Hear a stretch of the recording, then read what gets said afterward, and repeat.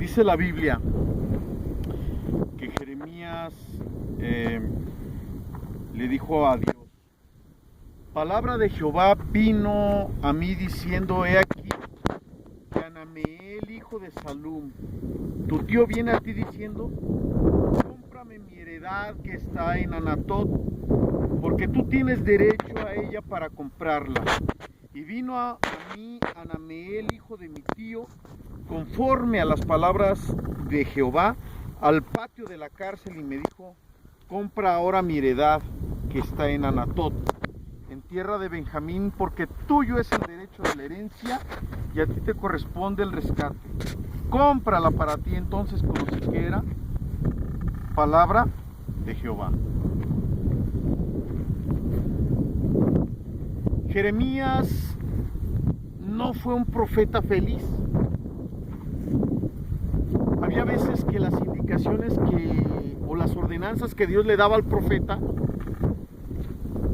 trastornaban su sentido común. En más de alguna ocasión la estabilidad emocional del profeta se vio tambaleada por la orden que Dios le había dicho. Nosotros leemos constantemente en el libro del profeta que se le acusaba de traidor a la patria, de falso profeta. Bueno, lo más bonito que le decían al profeta Jeremías era mentiroso. Hubo un momento en que el profeta Jeremías estaba tan en crisis que le dijo a Dios, ya no voy a volver a hablar más en tu nombre. Y dice que ante esta rebeldía emocional que tuvo el profeta, terminó seducido por el llamado y por la presencia divina en su corazón, junto a él, y terminó rendido y dijo, había dentro de mí un fuego que yo quise resistir pero no pude. Me sedujiste, Señor, fuiste más fuerte que yo, me venciste.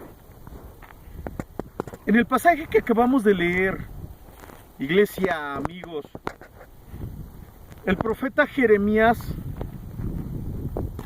después de todo el cúmulo de profecías que había dado acerca de la caída de Judá por su pecado y por su iniquidad, Dios le da una orden. La orden que Dios le da al profeta Jeremías es que iba a venir Hanameel a ofrecerle que le comprara un terreno, una heredad. Y así como le dijo Dios, así llegó Hanameel a comprar, a venderle la heredad que estaba, escuche bien el lugar, Anatot. Y el profeta, como Dios ya le había dicho que tenía que comprar esa heredad, la compró. Y después que hay algo muy chistoso, porque después de que le compra la heredad de Anatot, el profeta se acerca a Dios, dobla rodilla y le dice a Dios, ¿por qué me pides que compre la heredad de Anatot si el ejército del rey de Babilonia está por venir y van a raer todo, van a destruir las casas, van a destruir los templos, el templo, se van a llevar cautivos a los hombres, van a hacer y deshacer con las mujeres, van a matar a los niños? Y tú me pides que compre y que invierta en una heredad que va a perder valor. A veces Dios nos manda a hacer cosas, y con mucha frecuencia los principios bíblicos nos ordenan hacer cosas que pisotean el sentido común. Por ejemplo, la Biblia dice que el que pierda su vida por causa de él, la hallará. Está por encima, está por un lado, está por debajo, está fuera del sentido común.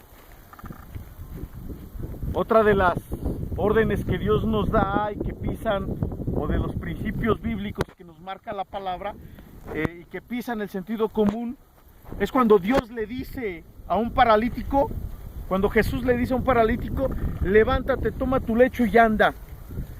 O cuando le dice al ciego, ve. O cuando el mudo habla. O cuando le dice al pueblo de Israel que pasen en seco el mar.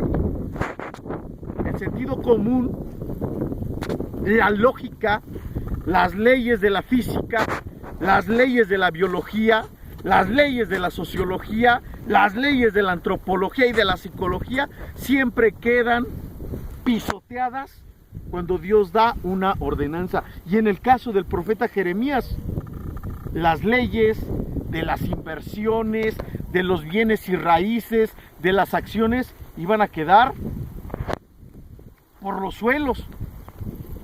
Pero Jeremías quería entender qué era lo que Dios le estaba mandando hacer.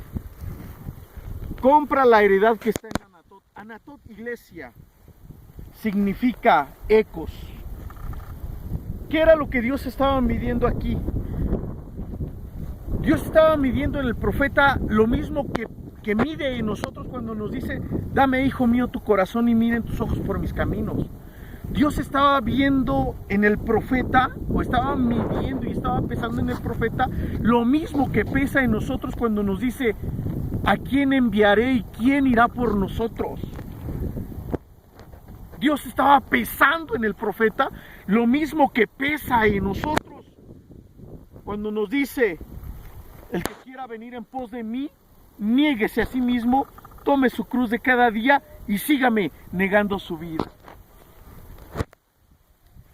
Creo, como pastor,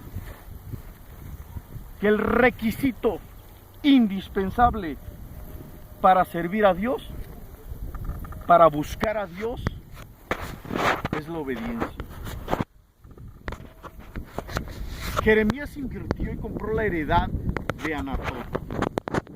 Y efectivamente, así como significa el nombre de Anatot, que significa ecos, como cuando nosotros nos paramos en el valle y que gritamos, ¡ay!, y que podemos escuchar a lo lejos el eco. El profeta Jeremías sabía que la respuesta de Dios iba a llegar como regresa a nosotros el eco después de que gritamos. ¿Cuándo iba a regresar esa respuesta?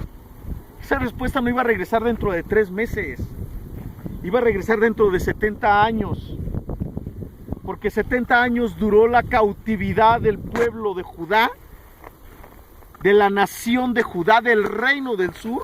70 años duró en Babilonia. Y entonces cuando regresaran, iban a volver a construir, iban a volver a tener valor, iban a volver a invertir. No es lo que Dios nos está pidiendo de esta manera. Yo sé que los días que estamos viviendo, iglesia, son días muy difíciles.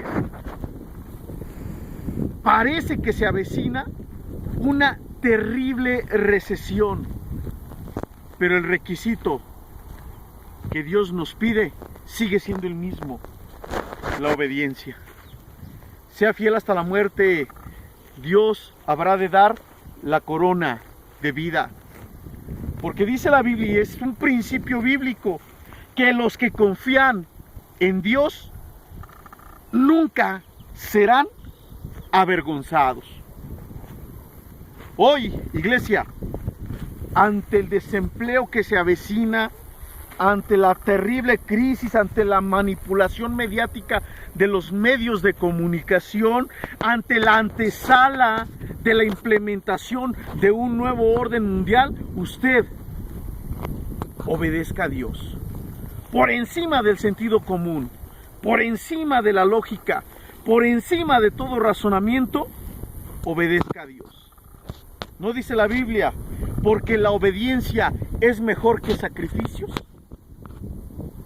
Que la obediencia sea hoy aquel carnero, aquel animal que se sacrificaba y que se ponía en el altar y que el aroma subía, que el olor de la grosura subía delante de la presencia de Dios, y Dios se sentía completamente satisfecho con ese sacrificio. Iglesia, hermanos, que hoy Dios se sienta satisfecho con la obediencia. Que Dios se sienta completamente satisfecho de decir, mi pueblo en tiempo de crisis está confiando en mí. Y entonces vamos a comprobar que efectivamente los que confiamos en Él no tendremos falta de ningún bien. Iglesia, amigos, el Ministerio Ribera del Quebar, nos hemos unido a la oración de muchos cristianos, de muchos creyentes alrededor del mundo, porque nos interesa que ante esta crisis difícil, usted y yo aprendamos a doblar rodillas y nuestro corazón diga, aunque la higuera no florezca, ni en las vides haya fruto, aunque falte el producto del olivo y las vacas no den mantenimiento, con todo, yo me gozaré en el Dios de mi salvación. Que Dios les bendiga, mis hermanos. Oramos por cada uno de ustedes. Sigan orando por el Ministerio Ribera del Quebar. Que Dios les bendiga.